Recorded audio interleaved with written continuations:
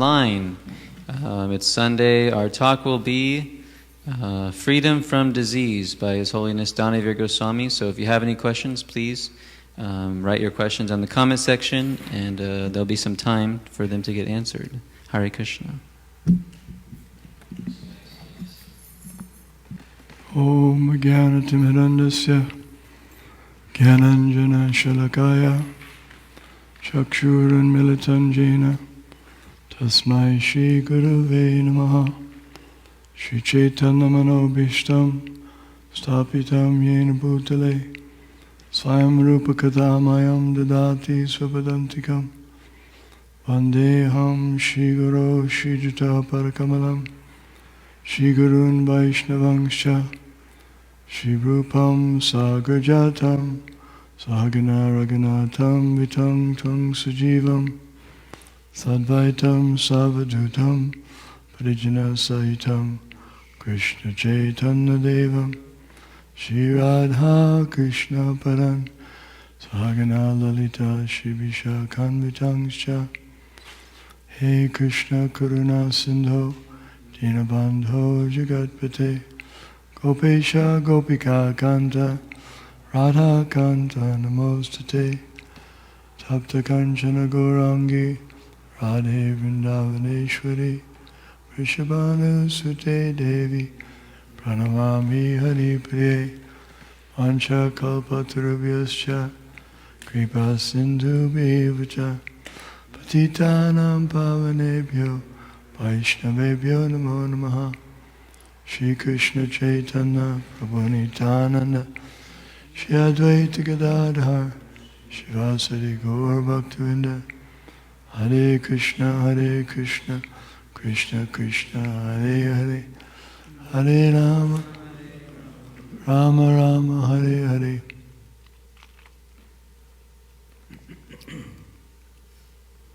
The spirit soul is the real person. The material body that we have is just a covering. And it's made of a different type of energy. Spiritual energy is eternal. Mamayavangso jiva loke jiva bhuta sanatana. Sanatana means eternal. Part and parcel of Krishna. Krishna's constitution is Satchidananda Vigraha, eternity, knowledge, and bliss. And the living entities are parts.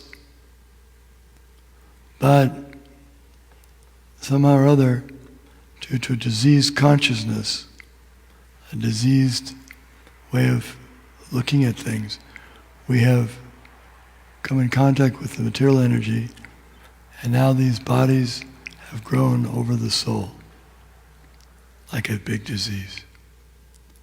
So, as long as we're in material consciousness, we can expect we'll have to go through the changes of this diseased condition. 6 changes: birth, growth, sustenance, reproduction, dwindling and dying, and then birth again. So this cycle of birth and death goes on as long as one is in a diseased state of consciousness. Therefore, the most important thing to do in life is to raise our consciousness, to purify it. If we purify the consciousness, then everything will be purified, because even the material world, although it's got its inebrities, for a pure spirit soul, it becomes Vaikuntha. He's able to pierce through the coverings and contact the spiritual nature. Therefore he's called Paramahamsa. He takes the essence, because the essence of everything is spiritual, because it's all coming from the Supreme Spirit. Even matter, when it's touched by spirit, then it becomes surcharged. Just like fire touching an iron rod. The iron rod is a different energy than fire, but by constant association it becomes red hot like fire. So everything can be used in a spiritual way. And that requires spiritual consciousness, Krishna consciousness. And Krishna gives advice how to do that in the Bhagavad Gita. He explains the difference between matter and spirit. Matter is not conscious, and it's always changing because it's affected by time. In the material world, the time factor is destructive. In the spiritual world, there's a time factor, but it's eternal time. It's not destructive. It's eternal. Eternality means it never begins and it never ends. And there's no destruction. And because it's such a pure atmosphere, there's no question of disease.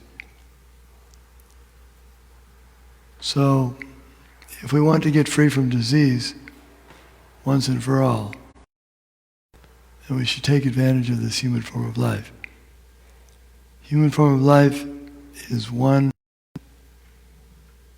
of the many forms. There are 8,400,000 different forms of life. Aquatics, insects, reptiles, birds, animals, trees, plants, and humans. Many different varieties. But the humans have the higher intelligence to be able to understand their predicament and put an end to this problem. Krishna, the Supreme Personality of Godhead, wants the living entities to get free from this suffering. The suffering of diseases and death, etc. But he doesn't force them. He's eagerly waiting for them and encouraging them by coming sometimes. He makes avatar appearances, descends, and he leaves his teachings in the form of Bhagavad Gita and his pastimes for the devotees to relish. And he connects with them through the holy name, chanting, and through his deity form, and through devotional service, through disciplic succession. There's many ways to connect with him, and one can do that. And that's the real business of human life, atato brahma jigyasa. But in our misdirected consciousness, practically everyone is here. We don't ask why we're here, how we got here, how to get out of here. We just think how to enjoy. How to enjoy what? Enjoy our senses. Because in illusion and disease consciousness, we think we're this body, and the body's made of senses, so we think sense gratification is supreme. Everything we do is misdirectedly thinking that this is for sense gratification. And everyone is thinking that sense gratification for me is number one priority. You can just imagine. Millions and billions of human beings and animals, trees and plants, everybody's thinking that their sense gratification is the most important thing. How do you expect to have peace? Everybody's working for a different goal. You say, let's have peace. You say, yeah, let's have peace my way. If you do it the way I like, we'll have peace, otherwise there'll be war. So this is the wrong consciousness. There needs to be one center. If we're going to have peace, then we have to all agree on one center. And that center is Isha. Isha means the Supreme Controller. Isha vasyamidam sarvam. Krishna is the center. If Krishna is put in the center, then the consciousness changes from disease consciousness to good health. When one is in good health, everything becomes happier. eating becomes more pleasing, moving, exercising, talking, traveling, interactions with friends, everything becomes friendly and nice when we're healthy. And when we're unhealthy, it's just the opposite. So, Krishna consciousness is the healthy condition of the living entity, and material consciousness is the disease state. So how to get out of this disease state? Chanting is the recommended process for this age because it purifies so completely. Sound vibration is the most subtle element of the ether. It corresponds with ether or space. Everything is resting in space, and shabda, sound vibration permeates.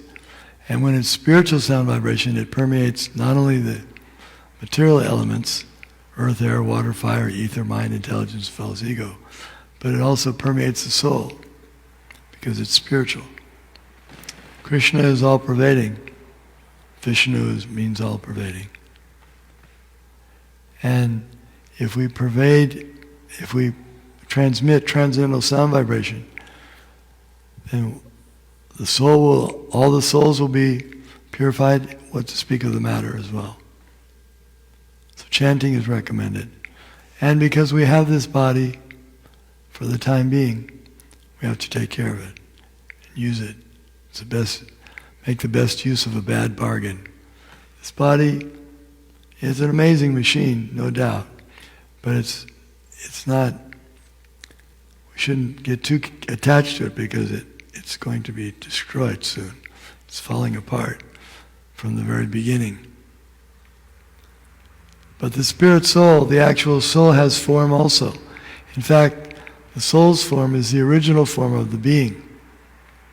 The fact that the soul has form, naturally the body has form. It's like, if I'm wearing a shirt that has form, then certainly my body has form. It's covering the form of the body. So similarly, soul has form. So we should eat to maintain the body for serving Krishna. That's the real purpose of eating, not anything else. So how to do that? Prepare food or eat food that's been offered to Krishna. So it's become spiritualized. When it's become spiritualized, then I eat it and I'm not getting any disease. I'm eating spiritual food. So that's good for the soul, good for the body, good for the mind. All aspects. One may say that it looks like devotees also sometimes have to suffer some illness. That's an arrangement by Krishna for the devotee's purification. Purification is arranged by Krishna, just like parents may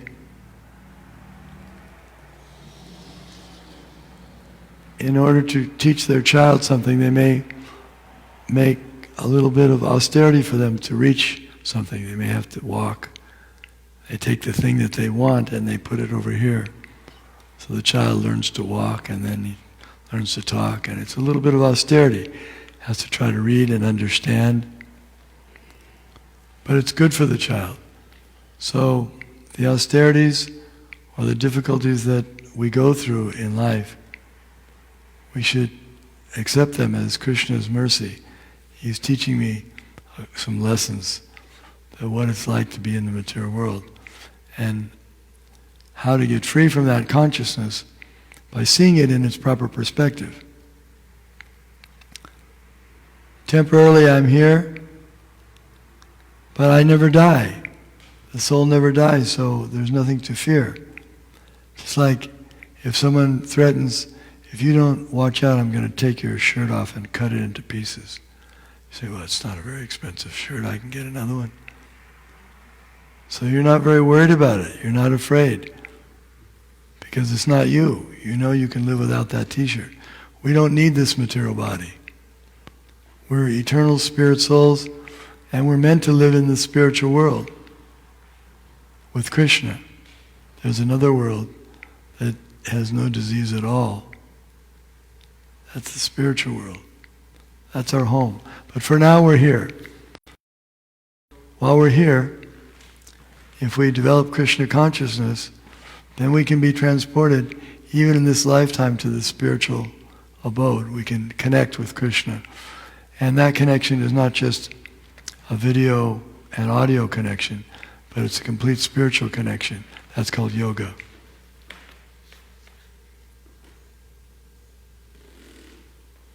Any discussion?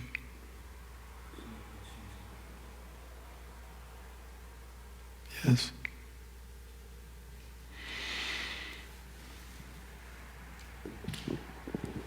Somebody was asking me about why can't we have both a material practice and a spiritual practice? Yeah, you can think of it like that if you like. You're taking grains, wheat and vegetables and spices, they're material, and you're offering them to Krishna, then they become spiritual, and then you eat them. So you get both. We're living here, we're breathing air, we're drinking water, we're speaking words, we're moving our hands and this body. So you can think of it material. But actually, if you use it in a spiritual way, in spiritual consciousness, then the disease goes away. The disease of all the, what are the diseases? Anxiety, lust, anger, greed, madness, illusion, envy. These are some of the diseases. There's many diseases. Those are just a few of the major ones. We take those things as being normal practice, but they're a symptom. When a person is lusty, immediately a self-realized person knows this person's got a serious disease. When someone's angry, that we can sometimes realize, right?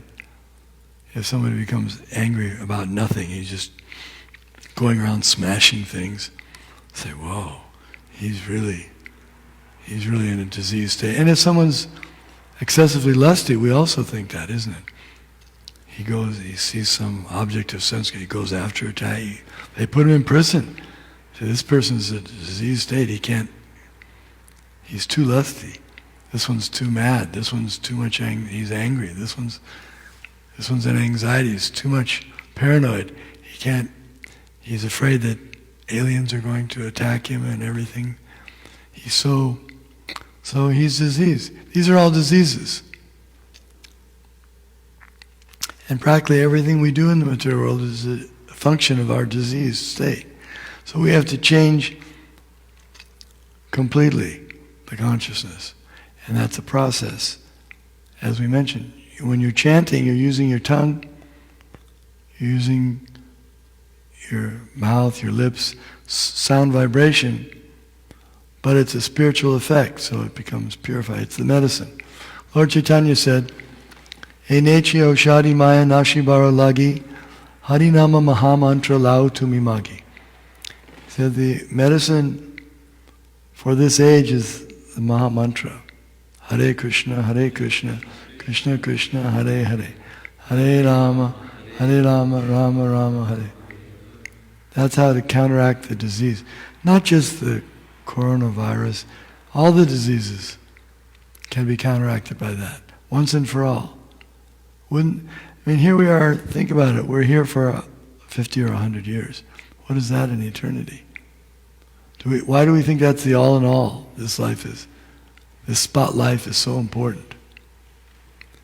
No, why don't we think in terms of eternality? If I'm eternal, then I'm going to be existing for eternity. How am I going to spend my time? Do I want to be in a disease state? If someone told you, I can arrange for you to go to heaven, you can live there for millions of years, but you'll be diseased and you won't be able to move and you can't talk and you can't eat. So I don't know if I really want to go there for eternity like that. So we should make plans to get out of our eternal disease state and rectify it. And we can do that in this one lifetime by chanting the Maha Mantra. It's so powerful. The Maha Mantra is so powerful that it can overcome all the inebrities, cleans all the dirt from our heart. Sometimes we think our hearts are so full of dirt that it's not possible to clean it. Sometimes we say like coal. If you start cleaning coal, it doesn't get clean. So you can say, my heart is like coal, it's uncleanable. But they say, I'm not an experienced in this field, but they say that if you heat coal in a proper way, you can get a diamond transformed into a diamond. So that's what we want. That we want to churn our dirty heart into a crystal clean, clear diamond that shines beautifully. And that can all be done by the chanting. So why not chant? It doesn't cost anything. It does no price. It's easy to learn. It's not a very complicated mantra. Only 3 words: Hare, Krishna, and Rama. Everyone can learn it. Little children can learn it. So that's the best process for counteracting the disease of this age given by Lord Chaitanya. And Lord Chaitanya knows he's the incarnation for this age, the Yuga avatar. He knows the best process for this age.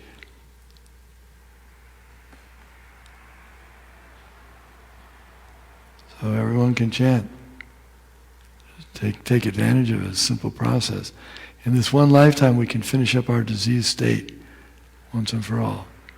But for the time being we have to bear with this body. This, you could say, is our final examination if we use it properly. It's like if you do your homework during the year, the final examination is final. It means you graduate. If you don't do your homework, then the final examination is not final. You have to come back again and again and again.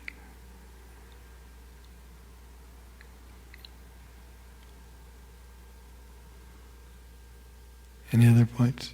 Yes?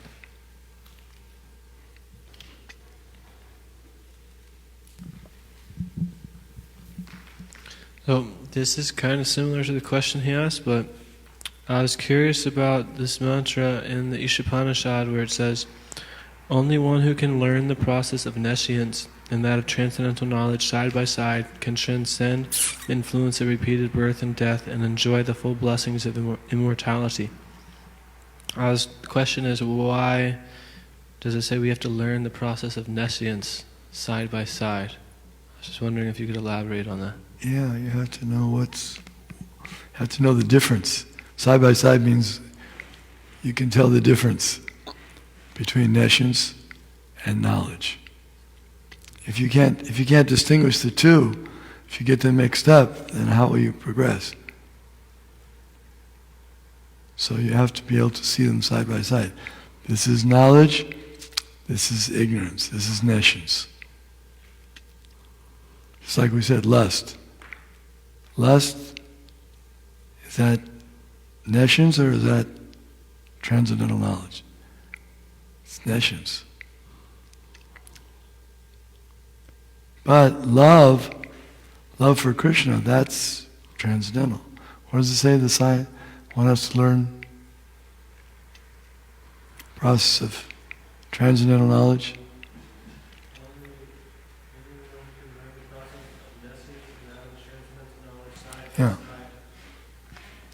Yeah, we're doing that. And Prabhupada is expert at showing us this is Maya, this is Krishna.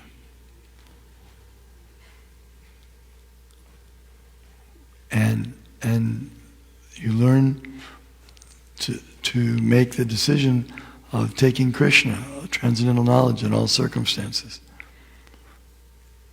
Here we are living in the city. I was speaking with a man once, and he said, it's not possible to practice spiritual cultivation in the city.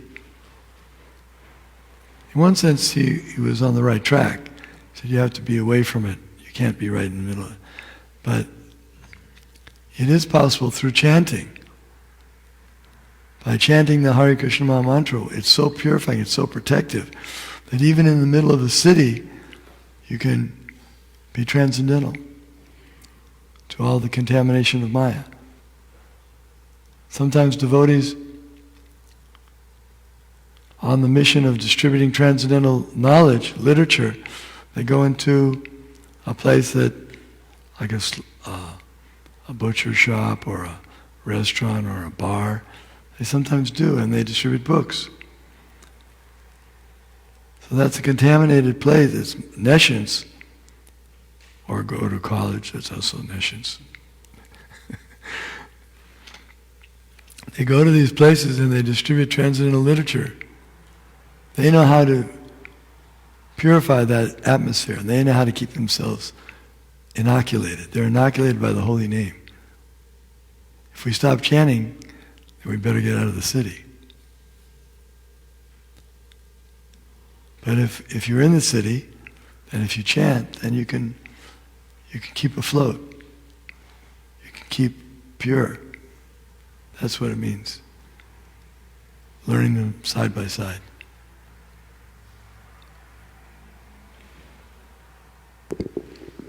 Bhakta Jeff asks, could you please describe how family life can be like shackles for many people in the world?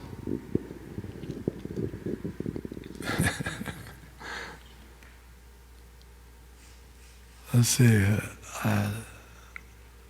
Someone like to give an example? Anyone have any thoughts on how? Yes?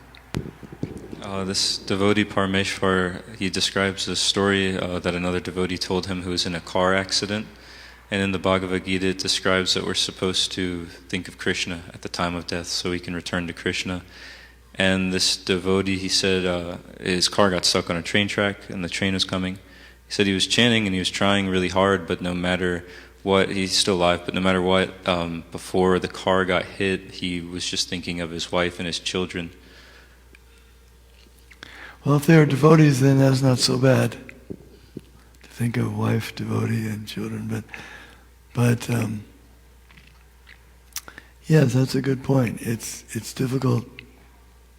Like the story of in the Bhagavatam, the king Puranjan, he was an ordinary materialist. That story is the story of the material man, Puranjan, and he was very attached to his wife, and he thought of his wife at the time of death, and he took his next body as a female.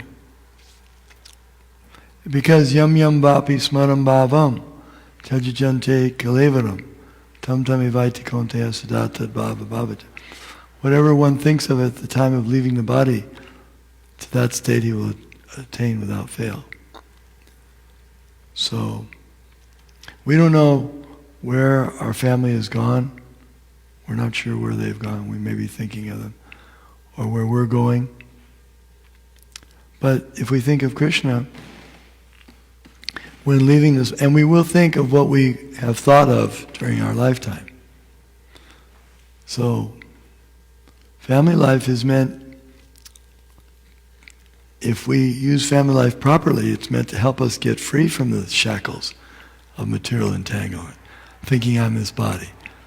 But if we don't use it properly, if we use it for material purposes, then we'll want to continue in the same fashion when it's time to leave this body, so that way it can be a shackles. Or if one is involved with family in a materialistic way, then he thinks I have no time for spiritual life. I have to take care of all these other things. That's also shackles. He needs to learn the art how to use family in a spiritual way. Then it can be liberating. So family life can be a cause for liberation or a cause for shackles or bondage.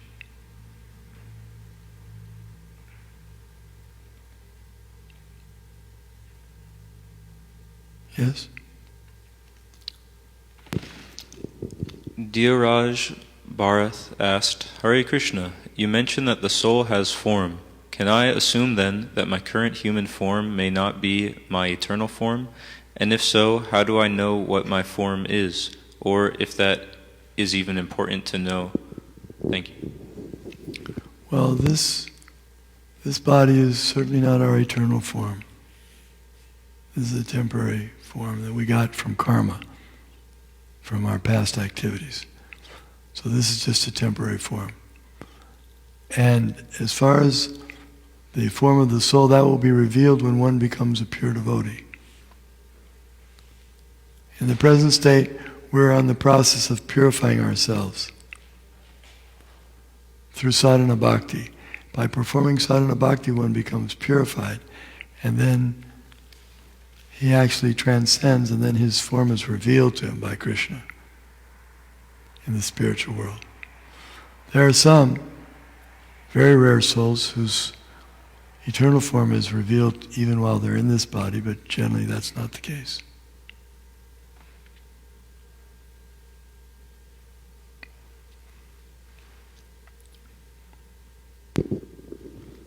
You mentioned about making plans to become free from the disease consciousness. So if one is already practicing some of those, some of the things that Srila Prabhupada has instructed us, how does one further plan? Well, continue. Continuation is important.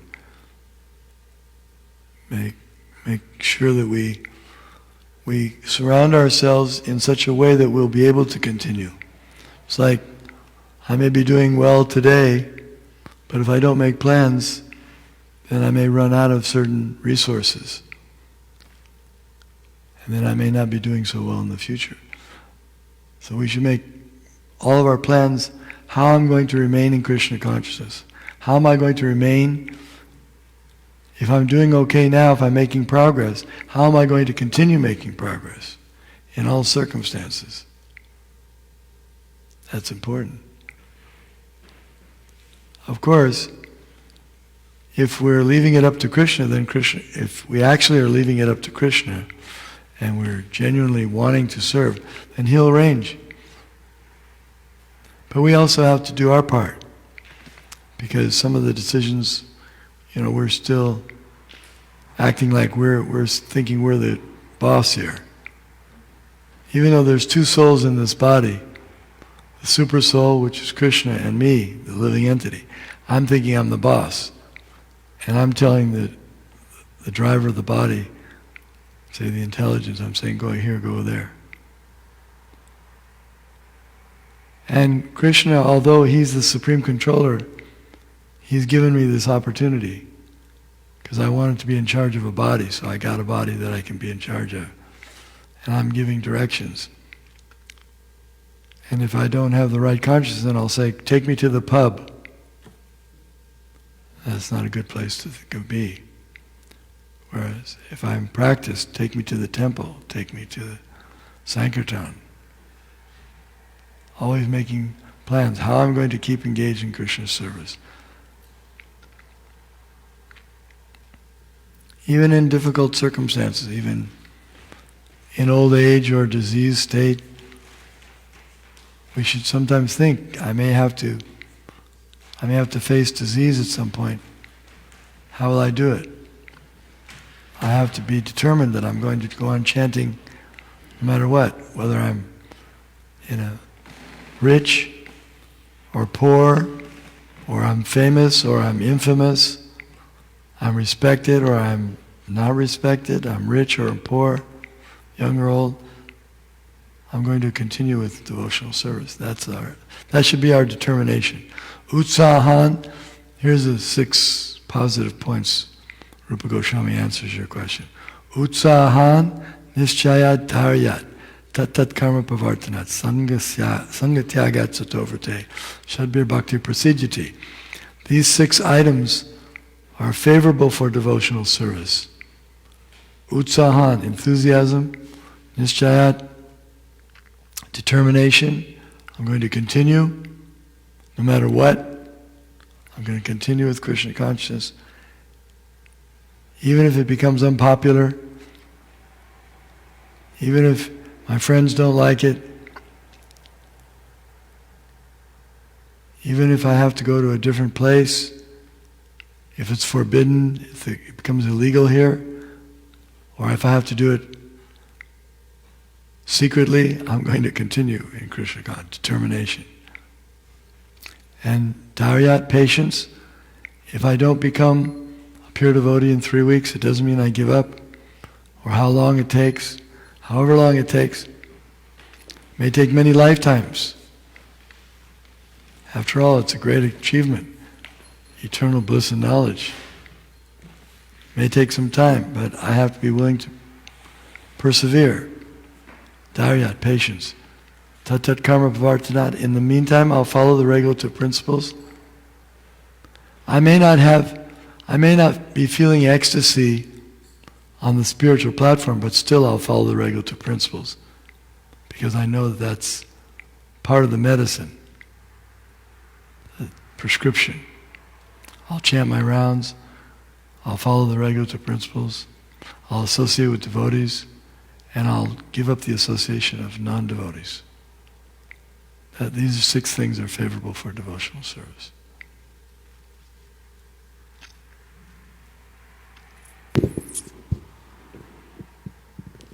Askari Lala asked, what happens if we think of a devotee at the time of death? Yeah, that's good. Especially the spiritual master is good, because he's always at the feet of Krishna. That's good.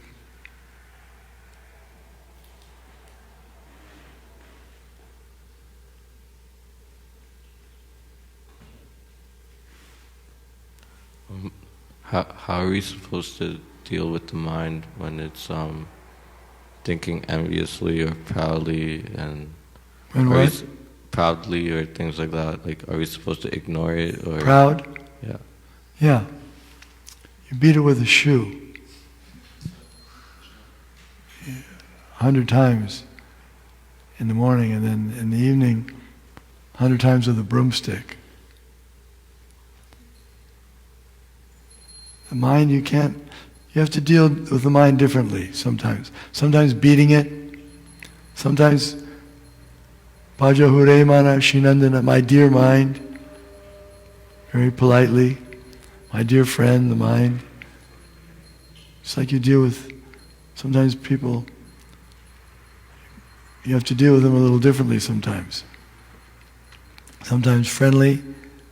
Let's work together on this. I know you want to do this, but I'd like you to think about Krishna. You don't want to think about Krishna right now, but if you think about Krishna and chant now, later I'll give you a sandesh or something like that. So then you'll be happy. So we have to deal with the mind in sometimes beating, sometimes just ignoring.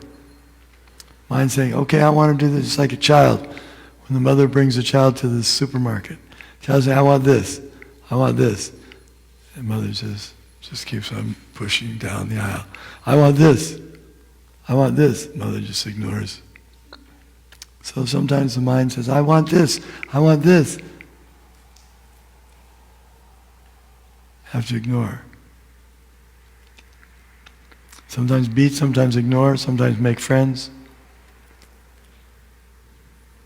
for like when you're engaging in service, you're trying your hard to focus, but still the mind is continuing to... Well, if you chant loud enough, the mind will focus. Hare Krishna! Hare Krishna. It's pretty hard for the mind not to think of that.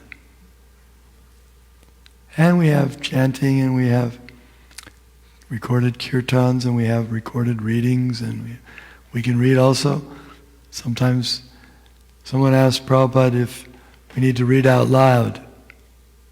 And he said, if If you can understand the meaning while reading silently, that's okay.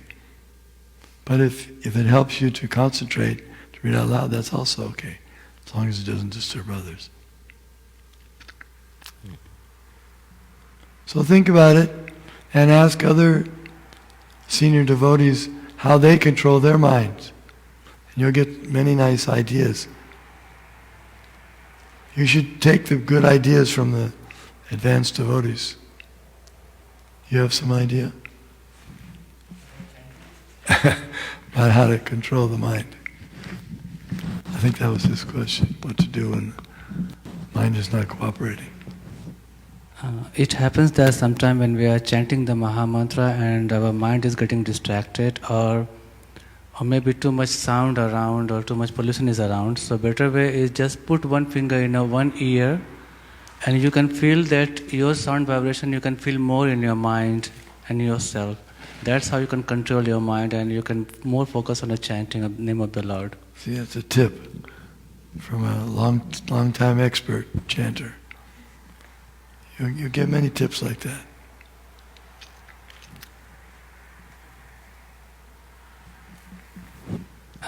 What I understood, because I was doing offerings, so I didn't heard you clear, but you said that if you chant loud, so Maya will be defeated and you will be more in control of chanting of the name.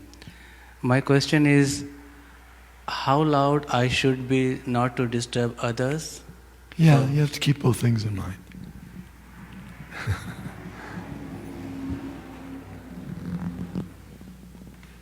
Yes. Purnamasi Devidasi asks, Hare Krishna Maharaj, please accept my humble obeisances. All glories to you and Srila Prabhupada. How can one concentrate seriously? That's not a question, that's a comment. How can one concentrate seriously on chanting the holy name when one is experiencing severe pain? Any suggestions? Anyone have any good suggestions on that? Severe pain? I guess I haven't really experienced so much severe pain in this lifetime. But it's painful to be in this material consciousness and think that I have to continue going on birth after birth like this, and I can't get out because I'm attached to these material things. That's painful. So, chant with devotees, that helps. Of course, if you don't have devotees always available to chant with you, but nowadays you can chant online with other devotees live, or even if it's recorded, you can chant with them and see them chanting. So we can use technology also in Krishna's service. It's like Prabhupada had to preach Krishna consciousness all over the world. So rather than walk on just his feet, he used airplanes. He used jet airplanes. And that made it easier for him to spread Krishna consciousness all over the world quickly. So you can take advantage of these.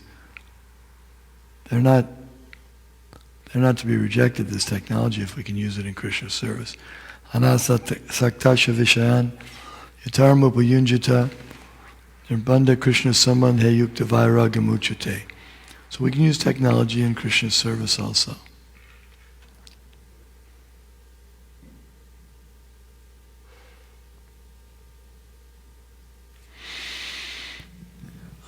As we endeavor to spread the holy name, inevitably we end up kind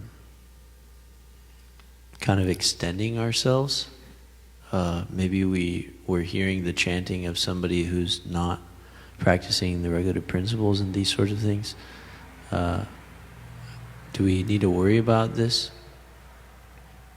What was the last part? Do we need to worry about exposing ourselves to people who are chanting not purely? Well, there's a lot of people who aren't chanting purely. In fact, they're not chanting at all. But we do expose ourselves to them for a limited time only, for their benefit and for our benefit for preaching. Not for social gatherings and getting involved in material activities, but for transcendental dissemination of knowledge, that's the purification. So the doctors, it's like they give praise to the medical workers now who are treating those who are diseased. They give them appreciation because it is a little bit of a risk. But Krishna is so kind and so powerful that he promises, my devotee will never be vanquished. So those who are sincere devotees, they have nothing to fear. But still they should be careful not to be careless in their association with disease conditions. They should make sure they're inoculated and purified by chanting. And it's like I used to sell spiritual sky incense for maintaining the temple. And so all day long I would be going out into shops and offices and stores and trying to sell incense. But as long as I had my morning program, I was chanting and hearing Bhagavatam and worshipping the deities and offering respects to the spiritual master. I took prasadam, then I found that it was no difficulty at all. It was as nectar as anything, as being in the temple. And I'm sure the Sankirtan devotees, they experience this every day. They're going out and associating in environments that are not spiritual, but they're protected because they've got the sadhana. They're chanting and they're taking prasadam and they're hearing Srimad Bhagavatam. They're protected.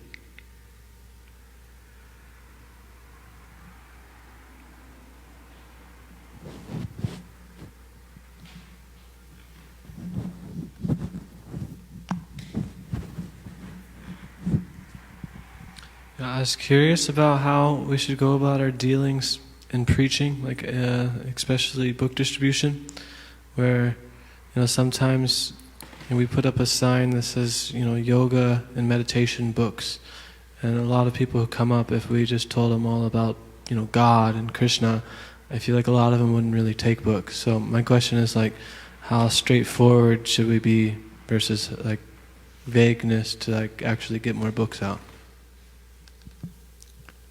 Well, if they look up in the dictionary, or if they look up in a spiritual dictionary what the word yoga actually means, it means to connect with the Supreme Personality of Godhead. If they don't know that, then that's our duty to teach them.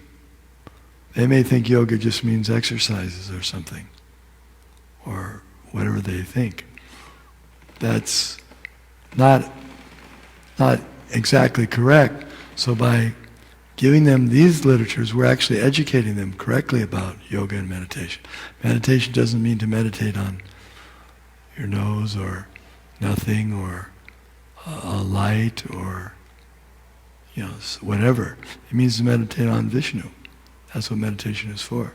So we're giving Krishna Consciousness is the postgraduate education in every field.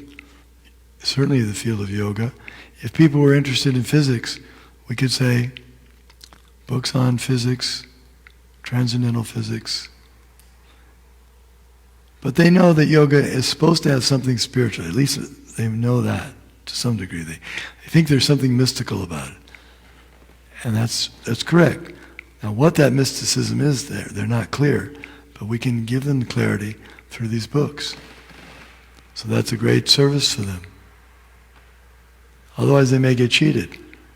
They may spend, I've met people who have spent $10,000 on taking a cities course to get mystic powers.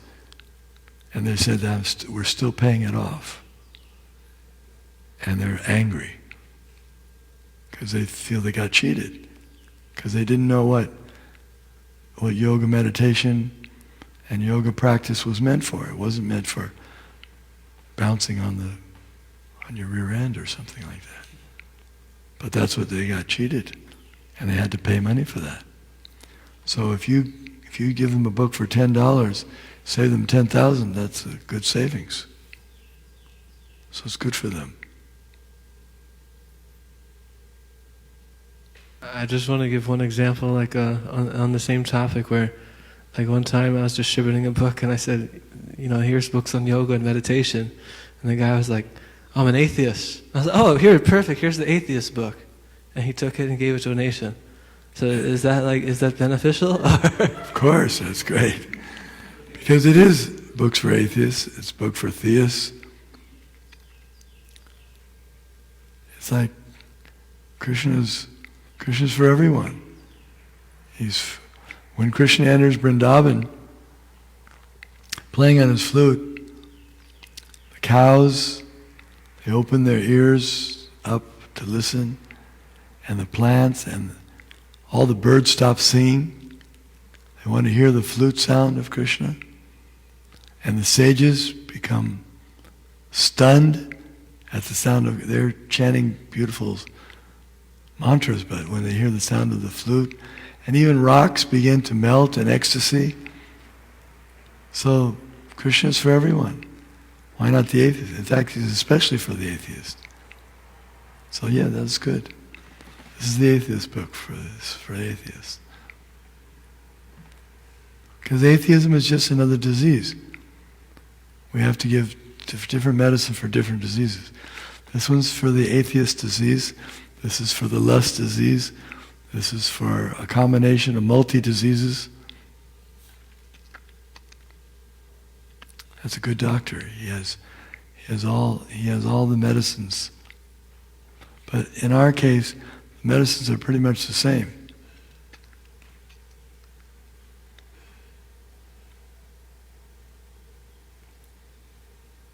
I thought you had... Yeah. Bhakti Jeff asked, are there aspects of the Kshatriya, the warrior, that we can learn from and internalize?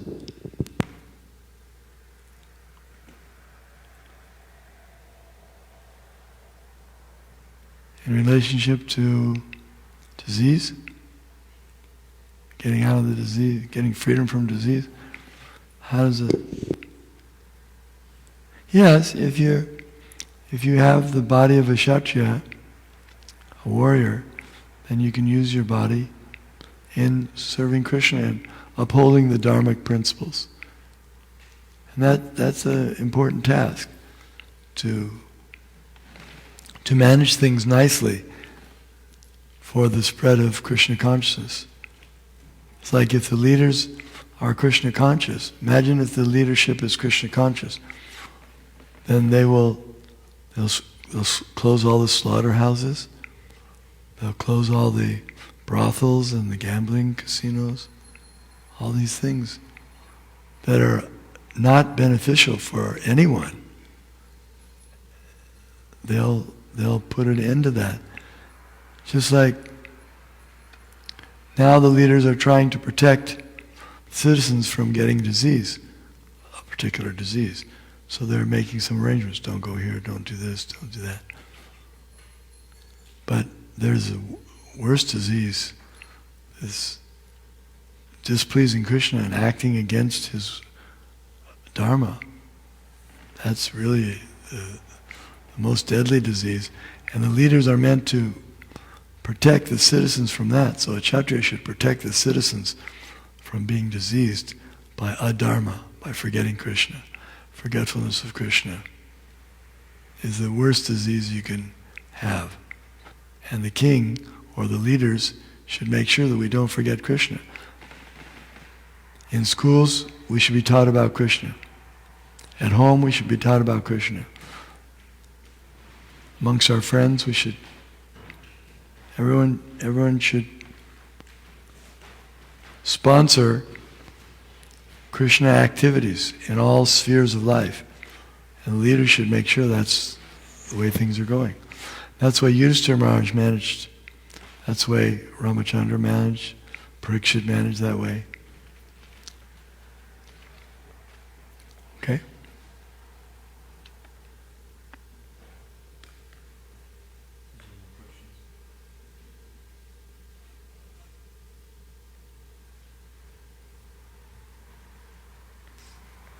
So, how do I word this? It seems like, it's easy to get in a routine coming to the morning program.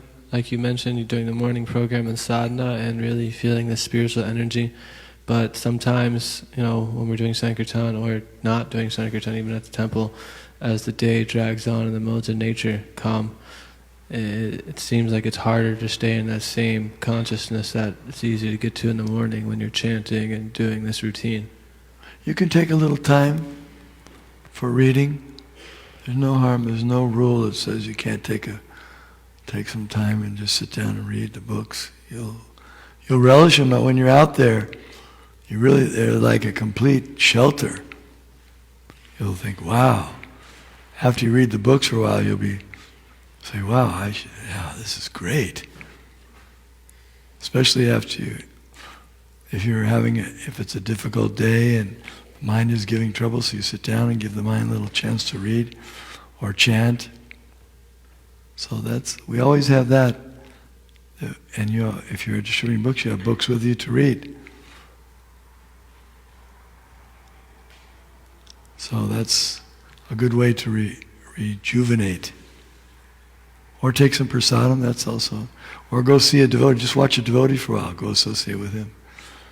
When you see devotees in action, you think, wow, it's like poetry in motion. So beautiful. Just see how he's selflessly giving, he's not working, he's not out here slogging to get money for his own sense gratification, he's just working for the Lord. What a beautiful sight. And you can maybe get kind of close by and listen to him preach. If you can do it so the person he's speaking to doesn't get nervous, why is this person coming? But if you can get close and hear, that's great. You could act like you were listening too. You're interested. So that way, and you are interested. So there's different things you can do. You can pray. When you're out there and it's difficult, you can just, oh Krishna, it's difficult. Please help me. Even Arjuna, before he tried to counteract the Brahmastra weapon of Ashwatthama, he prayed to Krishna beautiful prayers. So even in difficult circumstances, you can do that. Thank you. It's time for arati now. Srila Prabhupada ki jai, Shri Shri Gaura Nitai ki jai. Hare Krishna.